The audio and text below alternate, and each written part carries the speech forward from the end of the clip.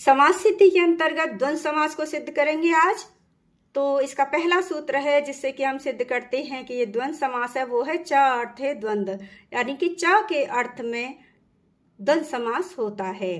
कहने का भाव ये है कि जब एक या एक दो या दो से अधिक पद होते हैं, यानी कि अनेक सुबंत होते हैं, सुबंत यानी सार्थक पद होते हैं जिनमें कि स्वजस आदि लगा करके जो सार्थक पद बना लिए जाते हैं, तो अनेक सुबंतों का च के अर्थ में द्वंद्व समास होता है।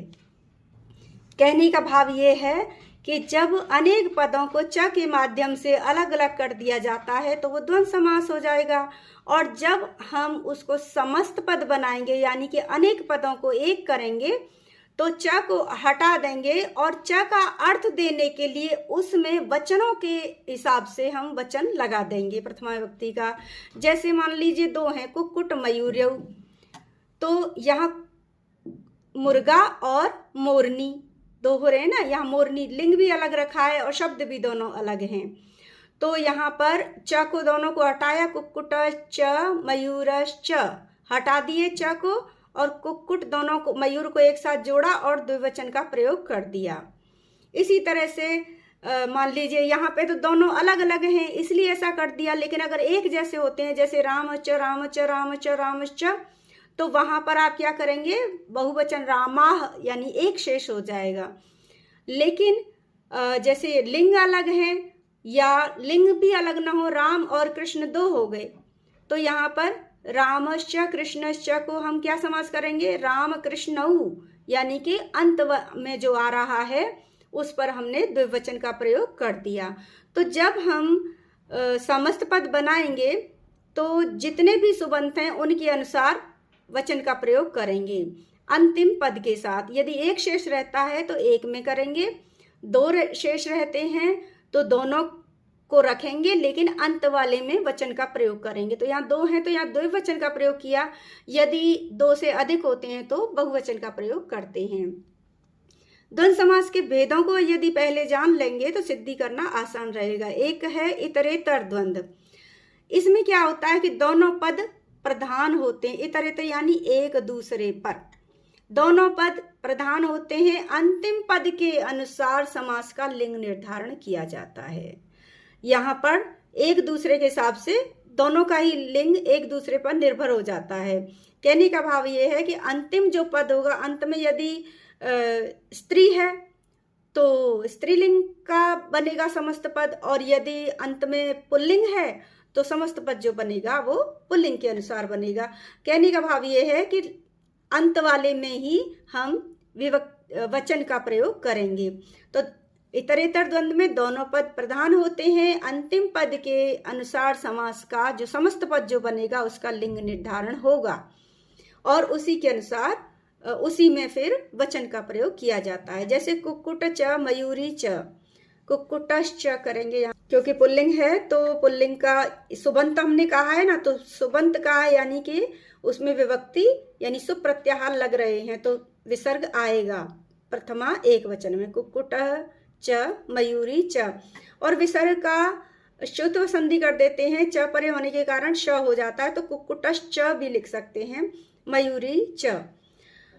तो यहाँ पर अंतिम पद के अनुसार लिंग निर्धारण होगा समस्त पद का, तो दोनों को मिला के लिखेंगे। च अर्थ में किया है तो च को हटा देंगे और कुक्कुट मयूर्यौ कर देंगे। यहाँ पर जैसे नदी के रूप चलते हैं ना ईकार अंत, इसी तरह से मयूरी मयूर्यौ मयूर्यः, तो जैसे नदी नद्यौ नद्य, तो नद्यौ द्विवचन आ रहा है, दो है ना, तो मयूर्यौ कर दिया।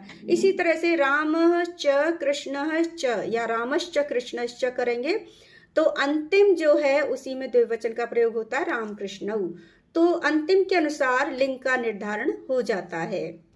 तो यहाँ पर तो क्योंकि दोनों पुल्लिंग हैं तो इसलिए कर दिया। अब इसमें भी चलेगा स्थिति कि अंतिम जो रहता है उसी में लगाया जाता है। यहाँ पर अंत में स्त्रीलिंग था, यदि स्त्रीलिंग पहले आ जाता तो फिर पुल्लिंग के अंत में पुल्लिंग होता और पुल्लिंग के अनुसार ही दोनों पदों का लिंग निर्धारण हो जाता, क्योंकि जो लिंग पीछे में है वही फिर पहले वाले का मान लिया जाता है। ख दूसरा भेद है समाहार। समाहार का मतलब जानते ही हो, समूह। तो जब समूह का बोध कराने वाले शब्द आए तो समाहार द्वंद्व समास कहलाता है तथा समस्त पद सदैव नपुंसक लिंग में बनता है। द्विग में भी यही था, समस्त पद नपुंसक लिंग में बनता है, किंतु उसमें संख्या पूर्व में होती है। तो नपुंसक लिंग में जब कोई शब्द आ जाए तो समझ लो वो समाहार का बोधक है। मतलब जो शब्द हैं वो तो पुल्लिंग और स्त्रीलिंग के हैं या किसी भी लिंग के हो सकते हैं, जरूरी नहीं है। लेकिन यदि उसका समस्त पद जो नपुंसक लिंग में यदि बन रहा है तो समझ लीजिए वो समूह है, यानी कि वो सिंगल नहीं है, एक नहीं है, दो नहीं है, बहुत सारे हैं। तो या उनका समूह है। एक से अधिक कहने का भाव है कि वो एक से अधिक होंगे, एक से अधिक होंगे तभी तो समूह कहलाएंगे, वरना तो एकल ही रहेगा वो समूह। एक को हम समूह नहीं कह सकते। तो जैसे पाणी पादम है, तो ये पाणी पादम यहाँ नपुंसक लिंग बन रहा है समस्त पद। इसका तात्पर्य ये है कि एक हाथ एक पैर नहीं है, बल्कि दो हाथ पैर दो होते हैं, तो कम से कम आप उसे दो ही रखोगे। तो पाणी च पादव च, लेकिन समस्त पद जब बनाएंगे यानी हाथ और पैर, तो ये समूह हो रहे हैं ना, चार का समूह हो गया, दो हाथ दो पैर। तो इसलिए अंतिम जो बनेगा ये समस्त पद में अंतिम जो लिंग लगेगा वो नपुंसक लिंग का लगेगा। तीसरा है भेद एक शेष। जब कई दो या दो से अधिक शब्दों में से कोई एक शब्द रह जाता है तब उसे हम एक शेष द्वंद्व समास कहते हैं। जैसे अजाच अजच, तो यहाँ पर दोनों को मिला के खाली अजऊ लिख दिया। एक शेष द्वंद्व जब होता है तो पुल्लिंग या स्त्रीलिंग में से समस्त पद पुल्लिंग में ही बनाया जाता है। यानी कि दो पद हैं, दोनों में से आप कौन से पद को शेष रखोगे, एक शेष कौन सा रहेगा जिसमें कि वचन लगा दिए जाएंगे दोनों को मिला करके। तो यहाँ कहने का भाव ये है कि जब अलग अलग लिंग के हों या एक ही लिंग के हैं तब तो कोई प्रॉब्लम है ही नहीं। लेकिन यदि दोनों के लिंग अलग अलग हैं, जैसे बकरी और बकरा, तो ऐसे में जो पुल्लिंग है उसके अनुसार समस्त पद बनेगा, यानी वही शेष रह जाएगा और जो स्त्रीलिंग है उसका लोप कर दिया जाएगा। केवल जो पुल्लिंग शब्द है उसी में दोनों को मिला के वचन लगा दिया जाएगा। तो ये बकरी और बकरा दो हो गए तो द्विवचन का प्रयोग अजऊ कर दिया गया। इसी तरह से जैसे ब्राह्मण च ब्राह्मणी च, तो यहाँ पर भले ही ब्राह्मणी बाद में आ गया है ना, लेकिन फिर भी हम क्योंकि लिंग कौन से शब्द को रखेंगे तो पुल्लिंग को रखेंगे। अगर अलग अलग लिंग के दो शब्द आ रहे हैं तो ब्राह्मण को रखेंगे, और ब्राह्मण और ब्राह्मणी यानी दो हो गए तो ब्राह्मणऊ यानी ब्राह्मण का ही द्विवचन बना दिया गया। अब समास को सिद्धि करने के और भी कुछ नियम हैं, उन नियमों को जान लीजिए, उनके सूत्रों के अनुसार जानते हैं। वो है द्वंद्वे घी, यानी द्वंद्व समास में घी संज्ञक का पूर्व प्रयोग होता है। घी संज्ञक वो होता है जिस शब्द के अंत में ई हो, यानी कि ईकारांत शब्दों का प्रयोग पहले हो। जैसे हरे हरऊ, हर हरी होता तो भी हम हरि को ही पहले रखते यदि हम विग्रह करते हैं तो, या समस्त पद बनाते हैं तो हरि का प्रयोग पहले करेंगे, क्योंकि ये इसके अंत में ई है और ई कारांत शब्द जो होते हैं वो घी संज्ञक कहलाते हैं। तो घी संज्ञक यानी ई कारांत का पूर्व प्रयोग होता है। अल्प अच तरम, अल्पच तरम, यानी कि दो शब्द हैं तो दोनों शब्दों में से देखिए कि अल्प यानी कि ह्रस्व स्वर किस शब्द में है, तो जो ह्रस्व स्वर जिसमें है उस शब्द का पहले प्रयोग आपको करना है। यदि दोनों के लिंग अलग अलग हैं तो समस्त पद पुल्लिंग में होगा, ध्यान रखिएगा। और यदि दोनों ही शब्द अल्प अच हैं, यानी कि एक में ई है और दूसरे में कहते हैं ना घी संज्ञक का पूर्व प्रयोग करना है, लेकिन यहाँ कह रहे हैं कि छोटे स्वर का यानी अल्पच का भी पूर्व प्रयोग करना है, तो किसी में अल्पच आ रहा है यानी अ आ रहा है और किसी में ई आ रहा है, दोनों ही अल्प हैं, ह्रस्व ई ह्रस्व अ। तो ऐसे में दोनों ही अल्पच हैं, किसका पूर्व प्रयोग करेंगे, तो ऐसी स्थिति में घी संज्ञक का पूर्व प्रयोग करेंगे, यानी ई अंत वाले का पहले प्रयोग किया जाएगा। माता पिता दोनों माता पिता शब्दों का यदि प्रयोग हो रहा है तो केवल पिता शेष रहेगा। ये एक शेष द्वंद के अंतर्गत आएगा। इसमें से माता में द्विवचन नहीं लगाएंगे बल्कि पिता के द्विवचन रूप को लगा देंगे। एक की सिद्धि कर लेते हैं, अन्य उदाहरणों की सिद्धि अगले वीडियो में करा दी जाएगी।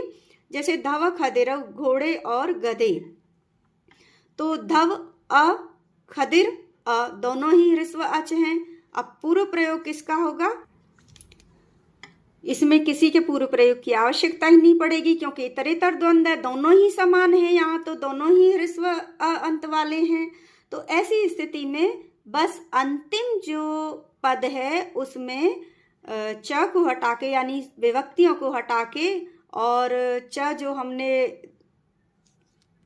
चार्थे द्वंद सूत्र से लगा रखा है उसको भी हटा देंगे और विसर्ग को भी हटा देंगे। तो ऐसी स्थिति में क्योंकि दोनों ही प्रधान हैं, इतरेतर द्वंद का अर्थ है कि दोनों ही प्रधान हैं, दोनों ही अ अंत वाले हैं, तो दोनों की विभक्तियों को और च को हटा करके अंत में जो पद है उसमें दोनों का वचन मिला के लिख देंगे। तो दो हो गए ना, एक और दो, धव और खदिर यानी गधा और घोड़ा। तो बस खदिर में द्विवचन का प्रयोग कर देंगे। तो धव खदिर का लौकिक विग्रह क्या हो गया? धवश्च खदिरश्च। और इसी तरह से इसका फिर इसी आधार पर अलौकिक विग्रह क्या होगा? धव सु, यानी कि जो विसर्ग था उसका सु कर दिया विभक्ति के स्थान पर, खदिर सु। इस अलौकिक विग्रह से चार थे द्वंद से द्वंद समास हो गया दोनों का, क्योंकि दोनों प्रधान हैं। तो कृतोद्देश समासश्च से प्रातिपदिक संज्ञा हो गई धव खदिर की।